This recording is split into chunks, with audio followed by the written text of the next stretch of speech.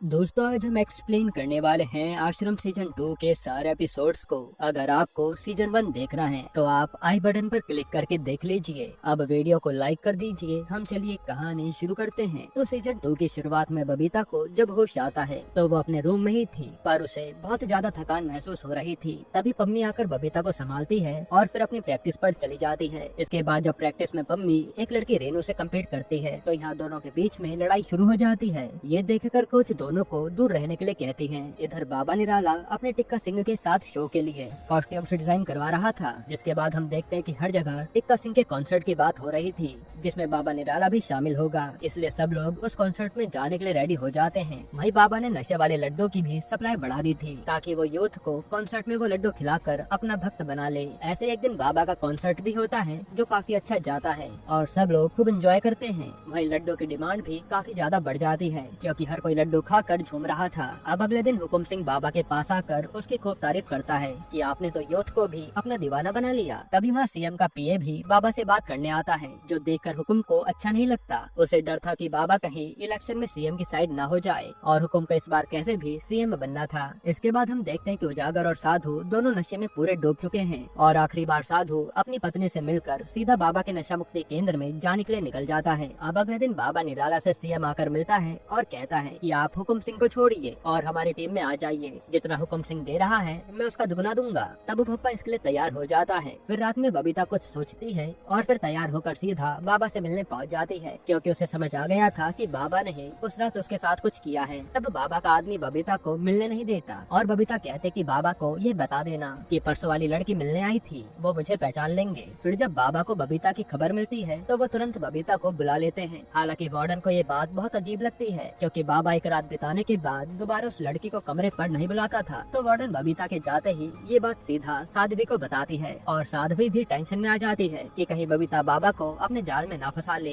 खैर फिर बबीता आकर बाबा से मिलती है और निराला उसे लड्डू खिलाने लगता है, लेकिन बबीता कहती है कि मैं होश में रहकर ही सब कुछ करना चाहती हूँ। इससे निराला खुश हो जाता है और आज ये दोनों इंटीमेट होते हैं। हालांकि यहाँ बबीता को देखकर ये तो साफ था कि वो भी कुछ प्लान करके आई है। इसके बाद अगले दिन जब निराला की पूजा का टाइम होता है तो आज निराला बबीता को ही देखे जा रहा था, जो बात साध्वी को अच्छी नहीं लगती। और फिर निराला कहता है कि आज पूजा ये बबीता करेगी। ये देखकर सब हैरान हो जाते हैं। फिर हम पम्मी को देखते हैं जिसे कोच डाइट करने के लिए कहती हैं ताकि वो कम वेट वाली लड़के से लड़ सके और रेनू से दूर रहे। पर पम्मी सोच लेती है कि वो रेनू से तो कम्पीट कर रहेगी। जिसके बाद हम निराला के टिक्का के साथ और भी कॉन्सर्ट देखते हैं और अब यूथ पूरी तरह बाबा के कब्जे में होता जा रहा था, जहाँ निराला के लोग प्रसाद में नशे वाले लड्डू बांटते थे। फिर अगले दिन साधु और उजागर आश्रम के नशा मुक्ति केंद्र में आ जाते हैं अपने नशे की लत छुड़ाने के लिए और आते ही ये लोग हर तरफ नजर रखनी शुरू कर देते हैं। ऐसे कुछ दिन बीतते हैं और फिर उजागर साधु से कहता है कि यहाँ जो कुछ भी चल रहा है वो हमें रिकॉर्ड करना पड़ेगा। इधर नताशा अक्की से बात करती है तो अक्की बताता है कि एक मजिस्ट्रेट ने डेट दे दी है जो सोहिनी की स्टेटमेंट बुधवार को रिकॉर्ड करेंगे, बस तब तक हमें चुप कर रहना है। ये सुनकर नताशा खुश हो जाती है। फिर अगले दिन नताशा फेक आईडी बनाकर आश्रम में आती है और वहाँ लोगों की सेवा करने के बहाने मौका पाकर उजागर को एक मिनी कैमरा दे देती है। वही भोपा सोहिनी को ढूंढने के लिए अपने आदमियों पर प्रेशर बना रहा था क्योंकि सोहिनी और अक्की उनके लिए सबसे बड़ा खतरा थे। तब भोपा के आदमी सोहिनी को हर जगह ढूंढने लगते हैं। फिर सनी को पुलिस वाले का कॉल आता है जो बताता है कि सोहिनी का पता चल गया है और वो उसे एड्रेस बता देता है। इसके बाद हम देखते हैं कि सनी और उसका साथी अक्की के गांव वाले घर में पहुंच गए हैं, जहां वो सोहिनी को तड़पाकर मार डालते हैं और ये देखकर वहीं अक्की की मां की भी सदमे के कारण जान चली जाती है। फिर जब अक्की आता है तो ये सब देखकर वो पूरी तरह टूट जाता है और उसे अब किसी भी हाल में उस बाबा और उसके आदमियों से बदला लेना था। फिर वो नताशा को कॉल करके सब बताता है, जिस पर नताशा कहती है कि तुम जल्दी से वहाँ से निकल जाओ, वो लोग तुम्हें भी मारने आ सकते हैं। तब अक्की भी वहाँ से चला जाता है। इधर सनी आकर भोपा को बताता है कि लड़की को हमने अपने हाथों से मारा है और उस लड़के की माँ भी मर गई, बस अब वो लड़का मिलेगा तो उसे भी निपटा देंगे। ये सोचकर भोपा खुश होता है और फिर दास को कॉल करके कहता है कि वहाँ जो कोई भी मर्डर हुआ है उसे दबा देना। अब इसके बाद हम देखते हैं कि नताशा अक्की की माँ और सोहिनी का अंतिम संस्कार कर देती है और ये दूर से अक्की रोते हुए देख रहा था। वहीं एक आदमी वहाँ नजर लगाए बैठा था, अक्की आएगा तो वो सनी को बता देगा, पर उसे अक्की कहीं भी नजर नहीं आता। इधर आज जब उजागर और साधु काम करवा रहे होते हैं तो उन्हें मलन नाम का सेवक दिखता है, जिसे देखकर उजागर सोचता है कि इससे हम सच उगलवा सकते हैं। जिसके बाद वो उसे इम्प्रेस करने लगते हैं और थोड़े बहुत काम करवा कर इनकी दोस्ती हो जाती है। फिर थोड़ी देर बाद इन सबके लिए प्रसाद में लड्डू आते हैं जो खाकर ये लोग और फुर्ती से काम करने लगते हैं। जिसके बाद रात में साधु कहता है कि पता नहीं आज हमने इतना काम कैसे कर लिया, जिस पर उजागर बताता है कि वो सारा खेल लड्डुओं का था। बाबा जरूर उसमें कुछ नशे का सामान मिलवाता है, यानी बाबा खुद ही पहले नशेड़ी बनाता है और फिर खुद ही इलाज करने का ढोंग भी करता है। इधर राजक्की अपने दोस्त की मदद से एक इलेक्ट्रिशियन वर्कर का काम ले लेता है, जो कि पूरी टीम बाबा के आश्रम में विजिट करने वाली थी। फिर अगले दिन अक्की उस टीम के साथ अपना भेष बदल कर आश्रम में एंट्री लेता है, क्योंकि वो भी अब किसी भी हाल में बाबा निराला को एक्सपोज करना चाहता था। फिर अक्की हर जगह काम करते वक्त नजर रखनी शुरू कर देता है। वहीं आज बाबा बबीता के साथ कहीं घूमने जा रहे थे। ये देखकर साध्वी को जलन होने लगती है कि ये तो मेरी जगह खा जाएगी। तब वो भोपा को भी भड़काती है कि ये बाबा के कुछ ज्यादा ही करीब जा रही है। फिर जब निराला अकेला बैठा होता है तो साध्वी आकर उसे कहती है कि आप उस बबीता को पास ना आने दिया करो, वो औरत कुछ सही नहीं है। पर निराला कहता कि जलन मत करो, वो बस एक सेवक है और कुछ नहीं। वही आज उजागर को यहाँ पम्मी दिखती है और वो भी समझ जाता है कि ये बाबा की भक्त बनी बैठी है। तभी उजागर को वहाँ कविता भी दिखती है और वो कहता है कि इससे तो बात करनी ही पड़ेगी। जिसके बाद वो मौका पाकर कविता से सवाल पूछने के लिए जाता है, पर कविता तो बिना कुछ भी कहे डर के मारे वहाँ से भाग जाती है। इसके बाद हम रात को निराला और भोपा को देखते हैं, जहाँ भोपा उसे समझा रहा था कि तू पहले भी एक लड़की के पीछे पागल हुआ था, तो देख उसकी बहन को,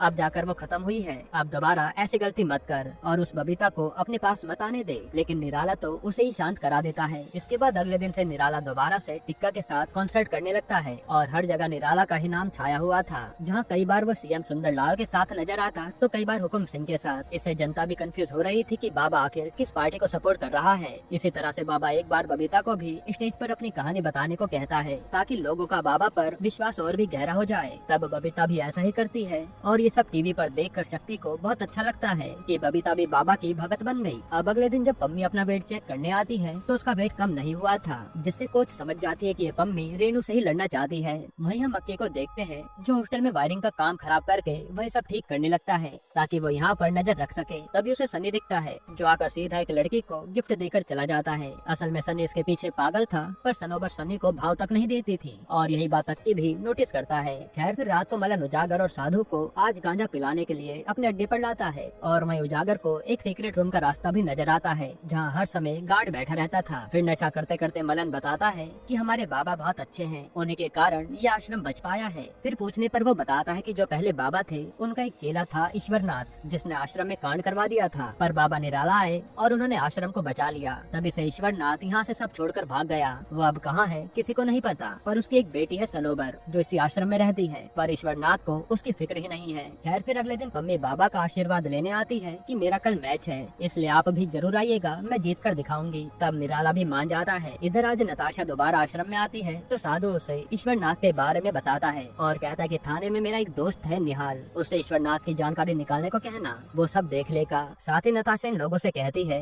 कि आप सब जल्दी से अपना काम निपटाओ और निकलो, क्योंकि सिचुएशन बिगड़ रही है। फिर उसके अगले दिन पम्मी का कंपटीशन शुरू होता है, जहाँ पम्मी आते रेनू को आसानी से हरा देती है और ये मैच जीत जाती है, जो निराला भी देख रहा था। तभी वहाँ पम्मी आकर बाबा का आशीर्वाद लेती है और उन्हें स्टेज पर आने को कहती है। तब लोगों के कहने पर निराला भी स्टेज पर जाता है और पम्मी को अपने दांव पेच दिखाने लगता है। तभी पम्मी को कुछ अजीब एहसास होता है, जैसे निराला उसे गलत तरीके से छू रहा हो, पर पम्मी इस बात को इग्नोर कर देती है। फिर जब पम्मी अपने रूम पर जा रही होती है तो उसे बार बार यही ख्याल आ रहा था कि बाबा ने उसे गलत तरीके से छुआ है। जिसके बाद वो शक्ति से बात करती है और शक्ति भी उसकी जीत पर काफी खुश होता है। फिर अगले दिन जीतने पर पम्मी को एक अलग रूम अलॉट करवा दिया जाता है बाबा की तरफ से, जो पम्मी को काफी अच्छा लगता है। फिर हम देखते कि निराला आए दिन बबीता के साथ इंटीमेट होता है और उसे बबीता पसंद आ गई थी। साथ ही वो बीच बीच में कॉन्सर्ट्स भी करवाता था यूथ के लिए। इसी तरह से बाबा की जिंदगी अच्छी चल रही थी। जिसके बाद निराला एक दिन साध्वी को कॉल करके कहता है कि मुझे अब वो लड़की चाहिए। तब साध्वी पम्मी की खीर में नशे की दवाई डलवा कर उसे खिला देती है और जब पम्मी सोने जाती है तो उसे सनी जाकर सीधा निराला के कमरे में पहुंचा देता है। अब आज निराला पम्मी के साथ बेहोशी की हालत में ही इंटीमेट होता है और पम्मी को कुछ भी पता नहीं चलता।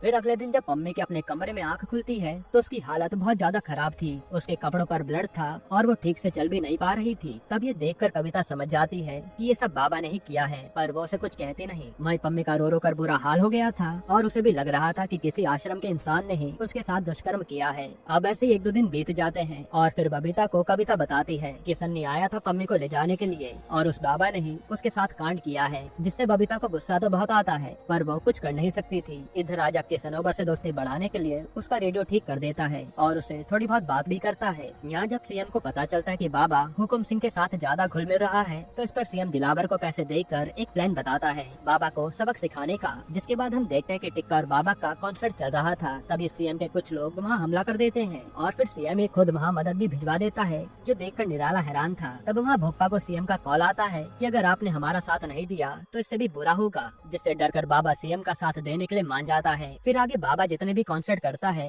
उन सब में सीएम ही बाबा के साथ था, जिसे देखकर हुकुम सिंह घबरा जाता है कि ये निराला क्या कर रहा है। इधर आज उजागर सबूत इकट्ठा करने के काम पर लग गया था और वो लड्डू की वीडियो बना लेता है। वही मौका पाकर फिर वो कविता से भी मिलता है तो आज कविता सब बताती है कि वो मोहिनी जिसका कंकाल मिला वो मनसुख बाबा की खास थी, जो कि निराला के बड़े बाबा थे। उसी शबनम होटल में मुझे कई बार लाया जाता था और मोहिनी भी वहीं काम करती थी। फिर जब मनसुख बाबा के बाद निराला बाबा बना तो मोहिनी बहुत खुश हुई कि वो अब अमीर बन जाएगी। और फिर एक दिन अचानक वो कहीं गायब हो गई और हमें कभी मिली ही नहीं, जिससे हम सब डर गए, इसलिए आज तक चुप हैं। इधर आज पम्मी निराला से आकर कहती है कि बाबा मेरे साथ किसी ने दुष्कर्म किया है। तब बाबा उसे साइड में ले जाकर समझाता है कि तुझे गलत फहमी हुई है, आश्रम से कोई कुछ नहीं कर सकता। पर पम्मी मानने को तैयार नहीं थी। फिर रात को जब निराला और बबीता साथ होते हैं तो बबीता कहती है कि आप पम्मी को खेलने दीजिए, मैं हूँ ना आपके मनोरंजन के लिए। लेकिन निराला उसकी बातों पर ध्यान ही नहीं देता। वहीं हम देखते हैं कि अब अक्की ने सनोबर से दोस्ती बढ़ा ली है, जो शायद अक्की को लाइक करने लगी है। इसके बाद यहाँ निराला पम्मी को भी अगले दिन अपने साथ कॉन्सर्ट्स में लेकर जाता है और उसे भी आज सबके सामने अपनी कहानी बताने को कहता है। तब पम्मी भी बाबा की बात मानकर बाबा ने कैसे उसकी जिंदगी बदल दी सब बताती है। फिर जब निराला पम्मी के साथ आश्रम आ रहा होता है तभी वो उसे लड्डू खिलाता है और थोड़ी देर में पम्मी बेहोश हो जाती है। तब निराला कार में उसके साथ दुष्कर्म करने लगता है। वहीं अक्की ने सनोबर को अपने जाल में फंसा लिया था, जिसके जरिए वो उसे सन्नी से दोस्ती बढ़ाने को कहता है, इसलिए वो भी अब सन्नी को भाव देने लगती है। फिर रात में उजागर आज गांजे में नशे की दवाई भी डाल देता है, जिससे वो पहले मलान को पिलाता है और वो पीते ही मलन बेहोश हो जाता है। फिर वो वहाँ गेट के पास बैठे बॉडीगार्ड को भी चिलम का लालच देता है कि एक बार आप भी ट्राई कर लो। तब गार्ड भी वो पी कर तुरंत बेहोश हो जाता है, जिसके बाद उजागर सीधा उस सीक्रेट दरवाजे में घुसता है और फिर वहाँ से वो सीधा एक चैम्बर में पहुँच जाता है जहाँ पर फिंगरप्रिंट स्कैनर लगा हुआ था। तभी एकदम से वहाँ सनी आ जाता है और इन दोनों के बीच में लड़ाई शुरू हो जाती है, जहाँ सनी उजागर पर भारी पड़ रहा था। उसी समय वहाँ अक्की भी पहुँच जाता है और वो सनी का गला घोटकर उसे मार डालता है। फिर वो सीधा फिंगरप्रिंट स्कैनर को किसी तरह खोलता है और ये लोग अंदर जाकर सब चेक करते हैं। यहाँ उजागर को फाइल्स दिखती है जिसमें आश्रम की सारी हिस्ट्री थी, तो वो उसकी फोटोज ले लेता है। फिर अगली सुबह हम देखते हैं कि उजागर भी मलन के पास नशे में पड़ा है और मलन उठकर देखता है कि सीक्रेट कमरे का दरवाजा खुला है। ये देखकर वो हल्ला मचा देता है और फिर जब वो अंदर जाकर देखता है तो वहाँ सनी की लाश टंग रही थी और उसके पैर में मोहिनी की ही पायल थी। ये देखकर उसके होश उड़ जाते हैं। फिर वहाँ बाबा निराला और भोपा भी आते हैं और ये सब देखकर वो भी हैरान थे कि आखिर आश्रम में कौन घुस गया और किसने ये कांड कर दिया। हालांकि इसके बाद भोपा माइकल को खूब सुनाता है और आश्रम की सिक्योरिटी बढ़ाने को कहता है, क्योंकि ऐसे तो कोई भी निराला को मार सकता है। फिर जब भोपा उस सीक्रेट चैम्बर में जाता है तो वहाँ का आदमी बताता है कि यहाँ से तो कुछ भी गायब नहीं है, जिस पर भोपा को शक होने लगता है कि जरूर कोई आया था और उसने सब सोच समझ कर प्लानिंग की है। वहीं आज से आश्रम की सिक्योरिटी काफी ज्यादा बढ़ गई थी, जो देखकर निराला कहता है कि सिक्योरिटी बढ़ाकर डर का माहौल ना फैलाओ, वरना यहाँ लोग आना ही बंद कर देंगे। बस तुम अंदर ही अंदर सच का पता लगाओ। तब भोपा भी ऐसा ही करता है। इसके बाद अक्की आकर नताशा से मिलता है और कहता है कि बस आप उन्हें कैसे भी करके बाहर निकाल लो, क्योंकि आश्रम की सिक्योरिटी काफी बढ़ गई है और वहाँ औरतों के ऊपर काफी जुर्म भी हो रहा है। जिसके बाद अगले दिन नताशा सीधा साधु की बेबी को आश्रम के नशा मुक्ति केंद्र भेज देती है और वो वहाँ कहते हैं कि मेरे ससुर खत्म हो गए हैं, इसलिए इनका अंतिम संस्कार में जाना बहुत जरूरी है। तब मलन के कहने पर उजागर और साधु को जाने दिया जाता है। वहीं आज पम्मी शक्ति को कॉल पर बता रही होती है कि मेरे साथ कुछ गलत हुआ है, पर डॉक्टर भी चेकअप करके यही कह रहे हैं कि सब नॉर्मल है। तभी वहाँ बबीता आ जाती है और वो पम्मी को ले जाती है। फिर बबीता पम्मी को अपने गेम पर फोकस करने के लिए कहती है, लेकिन पम्मी का कहना था कि वो सुबह सुबह बहुत ज्यादा थकी रहती है, पता नहीं उसके साथ क्या हो रहा है। हालांकि बबीता तो सब जानती थी, फिर भी वो उसे नहीं बताती। फिर जब पम्मी अपनी ट्रेनिंग कर रही होती है तो उससे भागा तक नहीं जाता, इसलिए वो छुट्टी लेकर अपने रूम में आ जाती है। एक तरह से पम्मी की जिंदगी निराला खराब कर रहा था और ये बात पम्मी जानती तक नहीं थी, वो तो उसे अपना भगवान मानती थी।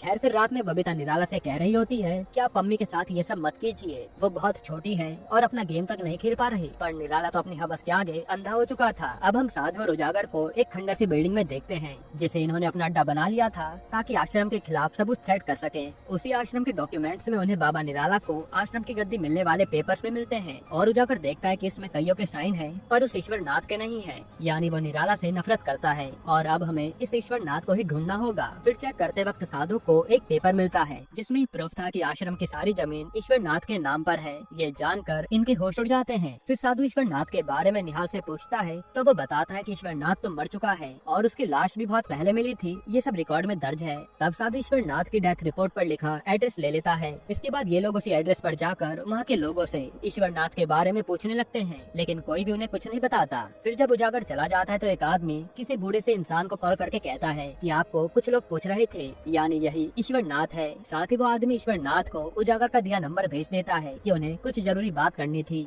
जिसके बाद ईश्वर नाथ सीधा उजागर को कॉल करता है और पूछता है कि आप लोग मुझे क्यों ढूंढ रहे थे। तब उजागर कहता है कि आपके भले की बात है और सनोवर का भी सवाल है। ये सुनकर ईश्वर नाथ उनसे मिलने को तैयार हो जाता है। फिर अगले दिन उजागर ईश्वर नाथ से मिलने बताई जगह पर आता है, लेकिन वहाँ से पुलिस गुजर रही थी और ईश्वर नाथ को लगता है कि ये उजागर पुलिस लेकर आया है, इसलिए वो वहाँ से चुपचाप निकल जाता है। अब रात को पम्मी को बुरे बुरे सपने आ रहे थे, इसलिए वो ठीक से सो नहीं पाती। तब कविता जैसे तैसे मनाकर उसे सुला देती है। फिर अगले दिन कविता पम्मी को सब सच बताती है कि तेरे साथ जो कुछ भी दुष्कर्म हुआ है वो उसी बाबा निराला ने किया है। ये सुनकर पम्मी के होश उड़ जाते हैं और उसे यकीन ही नहीं हो रहा था। इसके बाद आज उजागर आश्रम के खिलाफ पूरी फाइल बनाकर सारे सबूत अपने आईपीएस दोस्त को दे देता है ताकि वो आश्रम पर एक्शन ले सके और लोगों को इंसाफ मिले। वहीं आज निराला ने फिर से पम्मी की डिमांड कर दी थी, इसलिए साध्वी आकर पम्मी को दोबारा नशे की दवाई डालकर खीर खिलाती है। पर आज कविता पम्मी को वो खीर खाने नहीं देती ताकि उसे निराला का असली सच दिख जाए। हालांकि पम्मी बेहोश होने का नाटक करती है। फिर आज पम्मी को जब निराला के पास ले जाया जाता है तो वो उसके साथ दुष्कर्म करने लगता है, लेकिन तभी पम्मी जाग जाती है और ये निराला का असली चेहरा देखकर उसके होश उड़ जाते हैं। उसे विश्वास ही नहीं होता कि बाबा ऐसा कुछ कर सकता है। तब निराला पम्मी से कहता है कि ये तो मेरा आशीर्वाद है, पर पम्मी तो वहाँ से भागने लगती है और कहती है कि मैं तेरा सच दुनिया को बता दूंगी कि तू कितना बड़ा ढोंगी है। तब पम्मी को पकड़ लिया जाता है और उसे कोठरी में जाकर बंद कर देते हैं। तभी भूपा आकर निराला को डांटने लगता है कि तू अपनी हवस पर कंट्रोल कर, वरना हम सब फंस जाएंगे। लेकिन निराला तो उसे सुनाकर वहाँ से भगा देता है, जो सुनकर भूपा को अच्छा नहीं लगता। इसके बाद हम देखते हैं कि आज वो उजागर का दोस्त करण सीधा सीएम के पास पहुँच जाता है बाबा की फाइल लेकर, जो देखकर सीएम बहुत खुश होता है और इसके बदले में करण अपना ट्रांसफर अपनी मर्जी की जगह पर करवा लेता है, यानी ये भी करप्ट ऑफिसर निकला। फिर जब उजागर को ये बात पता चलती है कि करण का ट्रांसफर हो गया है तो वो सीधा करण से मिलने आता है और उसे खूब सुनाता है कि तू जरूर बिक गया होगा। जिसपे करण कहता है कि वो फाइल तो अब सीएम के पास है और अब चाहकर भी उजागर कुछ नहीं कर सकता था। इसके बाद जब निराला कहीं जा रहा होता है तो वो देखता है कि नगर निगम वाले बस्ती की झोपड़ी तोड़ रहे हैं। तब निराला जाकर उन लोगों की मदद करता है और सीएम से बात करके सब क्लियर करवा देता है। इससे निराला की पॉपुलैरिटी और बढ़ जाती है। वहीं आश्रम में अक्की सुन लेता है कि नीचे पम्मी ने आतंक मचा रखा है और वो सोचता है कि उसे पम्मी को बाहर निकालना पड़ेगा। फिर अक्की वहाँ से सीधा पम्मी के माँ बाप के पास आता है और कहता है कि अपनी बेटी को आश्रम से निकाल लो, वरना वो लोग उसे भी मार देंगे। लेकिन पम्मी के पिता उसकी बात नहीं सुनते। तब अक्की कहता है कि एक बार पम्मी से बात ही कर लो। ये सुनकर उसके पिता आश्रम में फोन लगाते हैं, लेकिन वार्डन बहाना बना देती है कि पम्मी तो अपनी ट्रेनिंग पर जा रखी है, जो सुनकर उन्हें भी शक होता है, पर वो ज्यादा ध्यान नहीं देते। इसके बाद अक्की सीधा उजागर के पास आता है और बताता है कि उन लोगों ने पम्मी को भी कैदी बना लिया है, जो सुनकर सब चौंक जाते हैं। इधर साध्वी आकर बताते हैं कि उस पम्मी के पापा बार बार कॉल कर रहे हैं, इसलिए उनका कुछ करना होगा। जिस पर भोपा कहता है कि उन्हें आश्रम आने को कहो, मैं सब देख लूंगा। फिर जब पम्मी के पिता आश्रम आ रहे होते हैं तभी रास्ते में एक ट्रक उन्हें कुचल देता है, जिसके बाद हम देखते हैं कि पम्मी के पिता को भोपा ही हॉस्पिटल पहुंचाता है और ये सब किया धरा उसी का था। तब खबर सुनकर शक्ति भी आश्रम आने लगता है और बबीता भोपा से बात करके पम्मी को भी बाहर निकाल लेती है, सिर्फ इसी शर्त पर कि वो किसी को कुछ नहीं कहेगी। जिसके बाद बबीता पम्मी को तैयार करती है और फिर उसके पिता के पास लेकर आती है, जहाँ शक्ति तो सिर्फ बाबा के ही गुणगान गाए जा रहा था कि बाबा ने पिताजी को बचा लिया, पर पम्मी तो सदमे के मारे कुछ भी बोल नहीं पाती। फिर वहाँ निराला भी मिलने आता है और अपना आशीर्वाद देकर चला जाता है। वहीं अब सीएम ने अपने सारे साथियों को टिकट्स बांट दिए थे। तभी वहाँ दिलावर आता है और कहता है कि मुझे आपने टिकट तो दे दिया, लेकिन मेरे लोगों के साथ बेईमानी की है। जिस पर उसके सीएम से बहस हो जाती है और दिलावर अपने लोग लेकर उसकी पार्टी छोड़कर चला जाता है। फिर वो पहले बाबा से जाकर विनती करता है कि मेरा कुछ कीजिए। जिसके बाद वो सीधा हुकुम सिंह से जाकर अपनी गलती की माफी मांगता है, तो हुकुम सिंह भी उसे अपनी पार्टी में वापस ले लेता है। जिसके बाद अब इलेक्शन में पार्टियों का प्रचार काफी तेजी से हो रहा था और बाबा निराला भी अपने कमांडर को कहता है कि हमें एक इंसान को जिताना है, इसलिए अपने सारे भक्तों में मेरी बात पहुंचा दो। वही आज पम्मी बबीता से कहती है कि आपको तो सब पता था ना, तो आपने मुझे क्यों नहीं बताया। जिस पर बबीता कहते कि तू किसी की बात मानती ही कहाँ थी और वो बाबा एक ढोंगी और कुछ नहीं। फिर बबीता ये भी बता देती है कि तेरे भाई को बाबा ने नपुंसक बना दिया है, जो सुनकर पम्मी के होश उड़ जाते हैं। इसके बाद पम्मी डिसाइड करती है कि उसके साथ जो हुआ सो हुआ, पर अब वो अपने गेम पर ध्यान देगी। लेकिन जब वो प्रैक्टिस पर जाने लगती है तो उसे वार्डन मना कर देती है कि जो करना है यहीं पर रहकर करो। फिर एक दिन सीएम का पीए भोपा से आकर कहता है कि सीएम साहब ने बाबा के साथ एक कॉन्सर्ट रखा है, वहाँ बाबा का होना बेहद जरूरी है। लेकिन निराला जाना नहीं चाहता था, इसलिए भोपा पीए से मना कर देता है। फिर जैसे ये बात सीएम को पता चलती है तो वो निराला के आश्रम पर रेड पड़वा देता है, जिसमें वहाँ ऑफिसर को ड्रग्स मिलते हैं। तब भोपा बचने के लिए सीधा सीएम से बात करता है और कहता है कि बाबा आपके कॉन्सर्ट पर आने के लिए तैयार हैं और जीत आपकी ही होगी। ये सुनने के बाद सीएम ऑफिसर्स को वापस बुला लेता है। हालांकि अब इसे निराला को सीएम पर बहुत गुस्सा आता है कि ये तो बात बात पर हमें परेशान कर रहा है। खैर फिर बाबा सीएम के साथ इलेक्शन से पहले का आखिरी कॉन्सर्ट भी करता है और सबको लग रहा था कि बाबा अब सीएम की साइड है। फिर रात को आरती के समय पम्मी आकर निराला से मिलती है और उससे बड़े प्यार से कहती है कि बाबा जी मुझे प्रैक्टिस करने से ना रोका जाए। तब निराला भी उसकी बात मान लेता है, जिसके बाद शक्ति को वापस अपनी नौकरी पर जाना पड़ता है और उसकी माँ भी कहती है कि यहाँ पम्मे के पापा का ख्याल तो आश्रम वाले रख रहे हैं, इसलिए तू मुझे वृंदावन छोड़ा ताकि मैं वहाँ रहकर भक्ति कर पाऊँ। ये सुनकर शक्ति अपनी माँ को लेकर चला जाता है। वहीं पम्मी को भी अब अपनी प्रैक्टिस स्कूल में करने की परमिशन मिल गई थी, जिसके बाद आज जबकि दोबारा आश्रम आता है और वो सुन लेता है कि आश्रम वाले कह रहे हैं कि पम्मी के पिता के बचने के चांसेस बहुत कम हैं, इसलिए वो उनका ऑक्सीजन कभी भी हटा सकते हैं। जिसके बाद अक्की सीधा पम्मी से आकर मिलता है और उसे बताता है कि मैं अक्की हूँ और तेरे पापा को ये लोग कभी भी मार सकते हैं, सबसे पहले तो यहाँ से अपनी जान बचा कर निकल। ये सुनकर पम्मी डर जाती है। इसके बाद अगले दिन से पम्मी आश्रम से भागने का प्लान बनाती है। वहीं निराला ने अपने भक्तों तक आदेश पहुँचा दिया था